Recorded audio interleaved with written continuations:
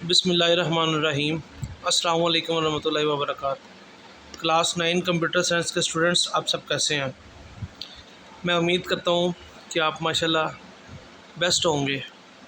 चलें, आज chapter number 1 के एक्सरसाइज की जो शॉर्ट क्वेश्चन है ना, उनको आज हम जो है ना चैप्टर नंबर 1 के उनको हम डिस्कस करते हैं। तो सबसे पहला क्वेश्चन आता है, डिफ़ाइन अ सिस्टम। ये सिस्टम क्या होता है? एक सिस्टम को आपने डिफ़ाइन करना है। सिस्टम की मैं डेफिनेशन इस तरह करना चाहूँगा कि आजकल के दौर में मोटर बाइक और मोटर कार हर बंदे के पास है, ठीक है।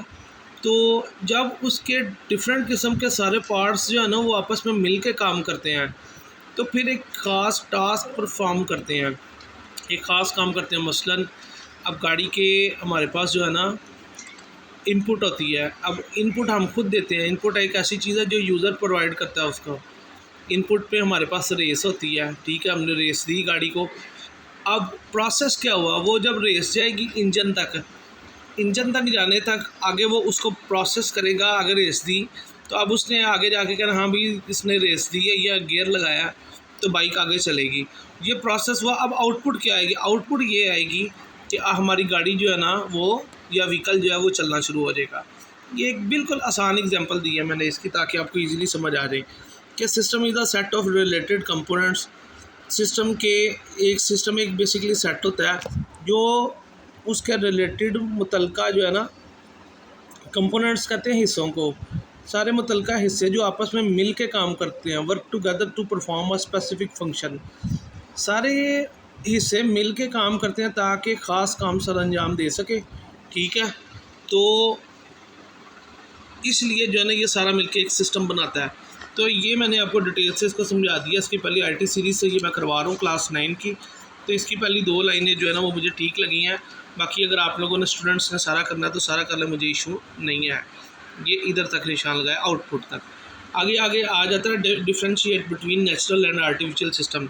वी नाउ दैट नाम से ही जाहिर हो गया कि नेचुरल सिस्टम और आर्टिफिशियल सिस्टम में फ़र्क। नेचुरल सिस्टम एक ऐसे सिस्टम होते हैं जिनको पहले से बना दिया गया होता है, जिनमें शामिल होता है कि यानी कि हमारे गैलेक्सीज़ हैं, स्टार्स हैं और स्काई है, अर्थ है, ओशन है, सीज़ हैं। इन जिनको अल्लाह पाक अपनी मर्ज़ी से चला रहे हैं, ठीक है। इनको हम कहते हैं नेचुरल। ये सारे नेचुरल सिस्टम की ही एग्जांपल्स हैं। और वो सिस्टम्स जो इंसान ने अपने हाथों से ख़ुद बनाए हैं वो हमारे आर्टिफिशियल सिस्टम होते हैं, ठीक है। जैसा कि मोबाइल हो गया, मशीन्स हो गई, ये सारा कुछ इसी के अंदर आ गया है। तो इसकी पहली लाइन मुझे ज़्यादा सूटेबल लगी है। ये शॉर्ट क्वेश्चन के लिहाज से आप ये कर सकते हैं। नेक्स्ट आ जाते हैं क्वेश्चन नंबर 3 पे। क्वेश्चन नंबर 3 पे हमें कहते हैं describe the main components of computer system. Computer system के हमने मेन कंपोनेंट्स बताने के इसके हिस्से कौन कौन से होते हैं। तो इसके मेन कंपोनेंट्स जो हैं वो बेसिकली इसके अंदर 3 से 4 होते हैं। पहला होता है इंटरफेस। आपका इंटरफेस कैसा है, प्रोसेसिंग उसकी कैसी है, एंड कम्युनिकेशन कंपोनेंट्स, और जो आपस में हिस्से हैं एक दूसरे से बातचीत कर रहे हैं वो क्या है, ठीक है। बेसिकली ये 3 नाम है इसके। अगर आपने डिटेल पढ़नी है तो आईटी सीरीज़ के क्वेश्चन नंबर 3 से आपने डिटेल पढ़ सकते हैं इसकी, सही है। ये तीसरा क्वेश्चन हो गया। तो चले मैं थोड़ी सी डिटेल दे देता हूँ आपको। इंटरफेस के अंदर जो है ना इनपुट एंड आउटपुट डिवाइसेस होती हैं। Input devices we know that keyboard है, माउस है, ये इनपुट डिवाइसेस है।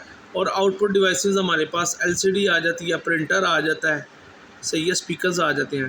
प्रोसेसिंग कंपोनेंट्स के अंदर हमारे पास सीपीयू है, ठीक है।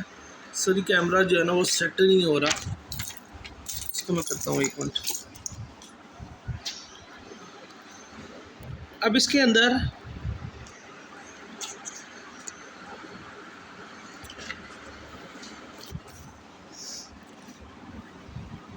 आगे जो हमारे पास आ जाते हैं प्रोसेसिंग कंपोनेंट्स, उसके अंदर सीपीयू है, सेंट्रल प्रोसेसिंग यूनिट, जिसको हम जो है ना पीसीबी कहते हैं।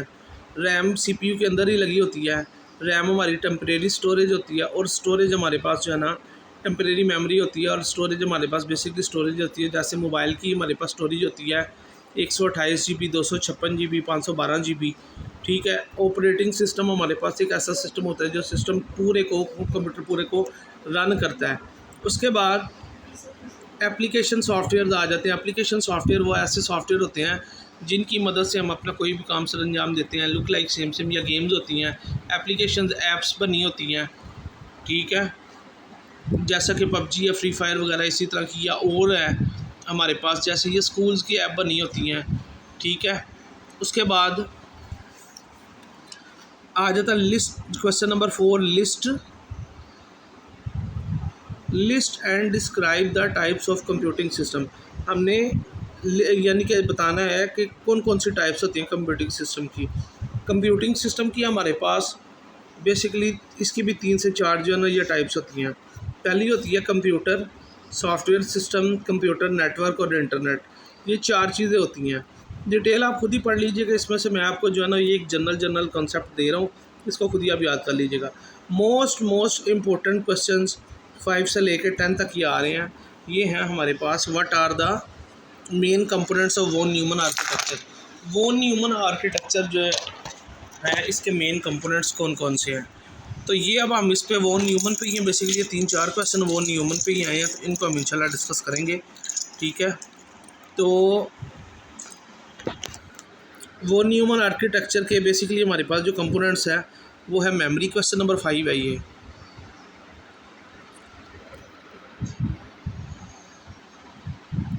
वॉन न्यूमन आर्किटेक्चर में हमारे पास मेमोरी होती है, सीपीयू है, इनपुट डिवाइसेस हैं और आउटपुट डिवाइसेस है। सारा कुछ मैंने पहले थोड़ा सा डिटेल से आपको बता दिया है। आगे आता है वॉन न्यूमन कंप्यूटर आर्किटेक्चर, इसकी डेफिनेशन करें क्वेश्चन नंबर 6 एंड लिस्ट की कंपोनेंट्स। अच्छा, इसमें मेन कंपोनेंट्स और की कंपोनेंट्स में थोड़ा सा डिफरेंस आएगा, ये थोड़ा सा इसको देख लीजिएगा। मिलते जुलते ही हैं, वैसे एक ही हैं, सेम ही हैं। की कंपोनेंट्स और मेन कंपोनेंट्स सारे एक ही हैं। आप वो याद कर लेंगे, ये याद कर लें, आपके सेम ही रहेंगे। उसके बाद वॉन न्यूमन आर्किटेक्चर की डेफिनेशन आ गई है। ये हमारे पास फंडामेंटल कंप्यूटर डिज़ाइन मॉडल था, जो दैट डिफाइंस द स्ट्रक्चर, जो स्ट्रक्चर को डिफ़ाइन करता है, and organise a computer system. और एक कंप्यूटर सिस्टम को जो है ना ऑर्गेनाइज देना, तरतीब देना, और एक कंप्यूटर सिस्टम को तरतीब दिया गया था। और ये बेस था स्टोरेज प्रोग्राम के ऊपर, where instructions and data share the same memory space. बिल्कुल एक सेम मेमोरी के अंदर डाटा को शेयर भी किया जाता था, और where instruction and data share, जहाँ पे इंस्ट्रक्शंस और डाटा को शेयर किया जाता था सेम मेमोरी स्पेस के अंदर, ठीक है। और ये इसको आपने डिटेल से पढ़ लेना। इसके वही 4 कंपोनेंट्स हैं, सीपीयू है, मेमोरी है, इनपुट एंड आउटपुट है। आगे आ जाता है what are the 4 main steps in von Neumann architecture. इसके अब स्टेप कौन से हैं? बेसिकली इसके स्टेप भी 4 हैं, ठीक है। इसके भी मेमोरी में इसके ये 4 आते हैं, 4 स्टेप्स हैं, 4 पार्ट्स हैं, ठीक है। अब स्टेप कौन कौन सा आता है? फैचिंग है, डिकोडिंग है, एग्जीक्यूशन है, एंड स्टोरिंग है। ये बेसिकली इसके अंदर 4 आते हैं। इसकी भी डिटेल अगर आपने पढ़नी है तो ये आप खुद ही पढ़ लीजिएगा। नेक्स्ट आता है question number 8, what is the von Neumann bottleneck. अब ये बॉटलनेक क्या है? बॉटलनेक बेसिकली आपके पास लिमिटेशन को बताती है, हदूद बताती है इन कंप्यूटर परफॉर्मेंस, कंप्यूटर की परफॉर्मेंस के अंदर। कॉज्ड, वजह क्या बनी कि वजह ये थी by the slow data transfer, के डाटा के स्लो ट्रांसफ़र की वजह, बिटवीन किसके दरमियान डाटा स्लो ट्रांसफ़र होता था, तो ये सीपीयू और मेमोरी के दरमियान आपस में स्लो डाटा ट्रांसफ़र की जो है ना ये एक उसने लिमिटेशंस बताई थी। तो इनको आपने बाकी आपने इसको डिटेल से आगे पढ़ लेना अगर आप पढ़ना चाहते हैं, ठीक है। बेसिकली उसने लिमिटेशन पूछी थी कि बॉटलनेक की डेफिनेशन वो यहाँ तक ही बनती है, ठीक है। बाकी आपने अगर आगे रीड करना है एज यू विश कर लें। What is the key advantage of von Neumann architecture. Von Neumann architecture के एडवांटेज क्या क्या है? तो इसका मेन एडवांटेज ये है कि it has a simplified design. ये बिल्कुल सादा डिज़ाइन है, ठीक है। ये बिल्कुल एक सादा डिज़ाइन रखता है, यह है। इट स्टोर्स बोथ इन्फॉर्मेशन, ये 2 किस्म की इन्फॉर्मेशन, दोनों इन्फॉर्मेशनों को स्टोर करता है, and data in the same memory, और एक ही सेम मेमोरी के अंदर डाटा को ये महफूज रखता है। बाकी आगे वाली लाइन अगर आपने पढ़नी है, मैं तो 1.5 लाइन आपको कंसिडर करूँगा कि शॉर्ट क्वेश्चन के लिहाज से 1.5 लाइन कर लेंगे, सूटेबल रहेगी सॉरी आपके लिए। What are the 3 main requirements for a computing system function. कहता है 3 मेन ज़रूरियात कंप्यूटर सिस्टम के लिए, computer system function, computer system के फंक्शन के लिए कौन सी 3 जो है ना वो ज़रूरियात 3 किस्म की, वो कौन कौन सी हैं। तो बेसिकली वो पहली है आपके पास हार्डवेयर आ जाती है, सॉफ्टवेयर है एंड इलेक्ट्रिसिटी है। Very good. कैसे भला? हार्डवेयर हमारे पास जो है ना वो समझ लें जिनको हम ऐसे कंपोनेंट्स जिनको हम टच कर सकते हैं, हार्डवेयर में वो आते हैं, ठीक है। जैसा कि हार्ड आ जाती है, रैम आ जाती है। सॉफ्टवेयर जिनको हम टच नहीं कर सकते। सॉफ्टवेयर हमारे सिस्टम में मुख्तलिफ़ किस्म की ऐप्स और प्रोग्राम्स चलाने के लिए इस्तेमाल किए जाते हैं। अब जैसे कि ऑपरेटिंग सिस्टम आ जाता है ओएस, या डिफरेंट ऐप्स, माई कंप्यूटर, ये और दूसरा तीसरा सारा कुछ ये वो आगे आ जाता है। And electricity. इलेक्ट्रिसिटी क्या होता है? अब इलेक्ट्रिसिटी से हम यहाँ पे बिजली को कह रहे हैं। पुत्र जी बिजली की तो ज़रूरत होती ही होती है, लेकिन जो यहाँ पे वो शो कर रहा है पावर, इलेक्ट्रिसिटी को पावर सप्लाई के साथ, क्योंकि कंप्यूटर को चलने के लिए पावर की तो ज़रूरत होती है ना। तो जो अब पावर सप्लाई पीछे लगी होती है वो हमारे कंप्यूटर को जितनी एनर्जी की ज़रूरत, जितनी पावर की ज़रूरत होती है वो उसको उतनी देती है। जैसा कि अब हमारे बिजली के बोर्ड में 220 वोल्टेज का करंट आ रहा होता है, तो कंप्यूटर को तो नहीं ना 220 चाहिए होता, वो उसको तो 12 वोल्ट चाहिए होता है। तो यहाँ पे इलेक्ट्रिसिटी से मुराद पावर सप्लाई दी गई है, जो करंट को मेंटेन करके, मैनेज करके, तो फिर जो है ना वो हमारे सिस्टम को जो है ना वो दे रही होती है। तो इसी वजह से हमारा सिस्टम चलता है।